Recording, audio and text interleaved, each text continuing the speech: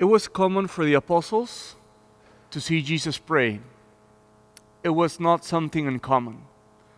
In fact, in the Gospel of Luke, which we are reading in daily masses, it's been at least a couple of times when Luke said Jesus went to pray, and the apostles obviously were witnesses of these moments of prayer of Jesus.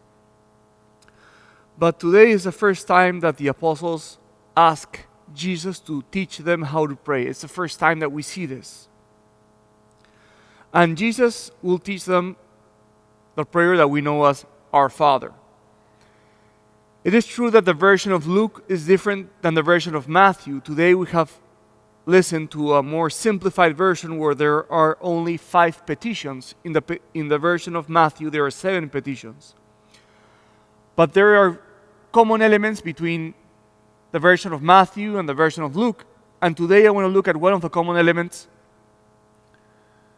One of the common elements is that in both versions, the central petition, the petition that goes in the middle, is a petition of give us each day our daily bread. And it seems that this petition has a particular importance. What do we mean when we ask for the daily bread? Well, there's a double meaning, right? We're praying for the material things that we need. When we say, give us our daily bread, we're telling God our Father, provide us with what is necessary for us to live. But at the same time, this petition has also a supernatural dimension, and we're asking for the bread of the Eucharist. But I want to look more closely to the word daily. Give us our daily bread. Think about it. We don't ask bread for the whole week. We don't ask bread for the whole month, for the whole year. We just ask for the bread of today. And why do we do that? Wouldn't it be, wiser to make sure that you have bread for the whole month? Why just ask for today? This makes me think of a passage of the gospel. Do you remember that parable when Jesus talks about a man who had he had a lot of grain, he had a great year in his land, and he made a lot of storage rooms for all of his grain. And he said, now I'm sure because I have enough grain for many years. And then God tells him, you're a foolish man. You were keeping grain for all these years, and today you will die. So I think that we ask for the daily bread because first, it's a reminder that the gospel is inviting us to live day by day and not to be excessively ambitious, but to be satisfied with the need for our day. But at the same time, I think that this insistence of only worrying for the day is something that is specifically useful for today's culture where so many people suffer of anxiety. I think that, it's been very common speaking with people and people telling me I have difficulties with anxiety.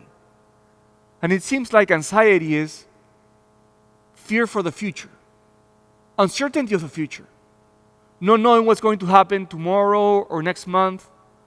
But Jesus tells us today, focus on today, ask for the daily bread.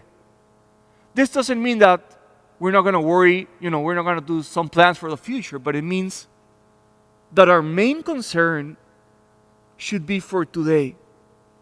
So I want to encourage you in 2 directions for today. When you see your mind diverging too much to the future, you just remind yourself, today is what matters. If today you're going to take for yourself a moment of prayer, and you see yourself that during prayer you're thinking about what you're going to do after prayer, you just tell the Lord, Lord, show me how I am supposed to live this day and the present moment. And one more thing, I also think it's very important when we talk about the future, because we have only certainty of the present, to always talk about the future saying, God willing. So we say, see you this weekend, God willing. See you tomorrow, God willing. And I know it sounds a little bit exaggerated, but I think it's good because it reminds us that the only certainty that we have is today. The only certainty that we have is today, and that's why we ask for the daily bread. So remember, today, let us try to focus on the present moment. Let us combat anxiety, reminding ourselves that we have to enjoy today. If today you have a moment of prayer and you see your mind is going to the future, bring it to the present moment. Bring it to today. And remember, when we speak about the future, let's always say, God willing, because our only certainty is today.